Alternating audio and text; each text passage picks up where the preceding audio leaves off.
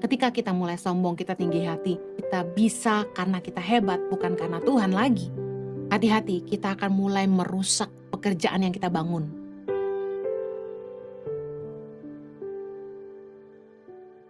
Yang ketiga, apa yang membuat hati kita penuh dengan kejahatan? Yang ketiga, kesombongan.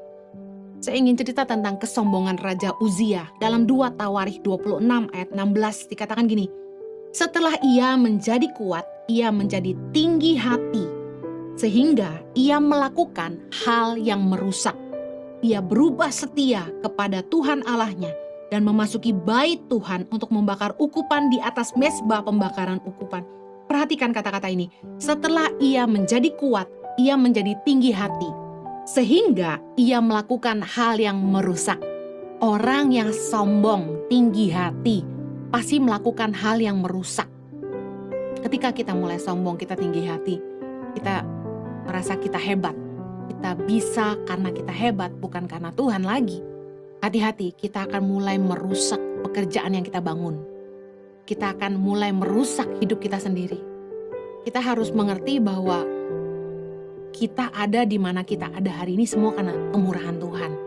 Karena anugerah Tuhan, bukan karena fasilida, bukan karena kekuatan kita, bukan karena yes saya bisa, saya rajin, saya pintar, saya bangun pagi, nggak ada. Kalau Anda pernah ditanya, apa kunci kesuksesan Anda? Jawablah, anugerah Allah. Kita ada karena Dia. Amen. Orang yang tinggi hati, dia akan mulai melakukan hal yang merusak. Karena dia tidak hidup takut akan Allah. Dia mulai melakukan hal-hal yang tidak menyenangkan Tuhan. Orang yang tinggi hati akan direndah.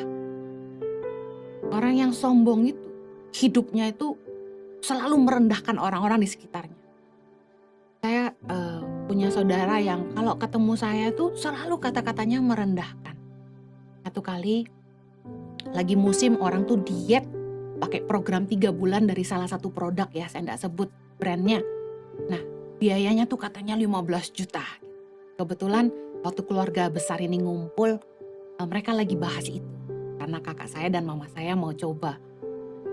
Saudara yang selalu merendahkan saya ini langsung ngomong gini ke saya, "Yah, kalau kamu mah gak bisa beli lah ya," gitu. Karena dia tahu saya sama suami hanya hamba Tuhan. Saya cuma tersenyum. Seringkali saya ketemu orang ini, dia kaya tapi sombong. Selalu merendahkan, kata-katanya selalu mengecilkan orang lain. Saya mau kasih tahu, kalau kita sombong, tanggung jawab kita tuh bukan sama orang, tapi sama Tuhan. Karena orang yang merendahkan kita, mereka tidak tahu apa yang mereka buat sebenarnya. Saya sering bilang gini, cerita hidup orang belum selesai. Jangan suka menilai orang. Kok dia sombong tapi kaya tuh? Kok sombong gak miskin-miskin tuh? Dari saya kecil sampai tuh seumur ini, orang ini sombong tapi kaya terus gitu. Hey, kisah hidup kita belum selesai. Kan kita masing-masing harus mempertanggungjawabkan hidup kita kepada Allah. Jangan suka merendahkan orang lain.